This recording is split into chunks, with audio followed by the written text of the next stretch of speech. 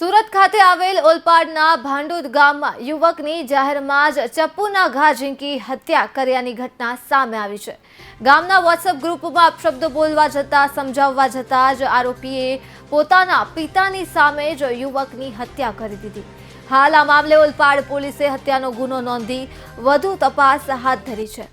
ઉલ્લેખનીય છે કે 2 વર્ષથી મૃતકના પિતા પથારીવશ હોવાથી તેમની સેવા ચાકરી માટે નોકરી પણ છોડી દીધી હતી અને ભાંડુદ ગામે ઘરે નાની કરિયાણાની દુકાન ચલાવી પોતાનું ગુજરાન ચલાવતો હતો।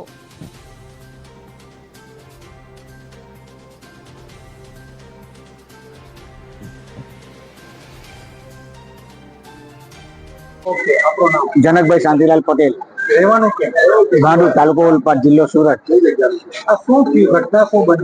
आ घटना ए बनी कि हमें हूँ सूतेलो हतो त्यारे एनी घरवाળી છે એને ખબર પડી કે આ જીગરને ચપ્પુ માર્યું છે એટલે અમે તરત જ ત્યાં ગયા એટલે એને આ લોકો ગાડી પર બેસાડીને તરત લઈ જતા હતા।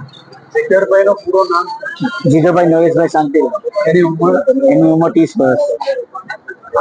આગળ भी कई घटना बनी है આગળ એવી ઘટના ના બની।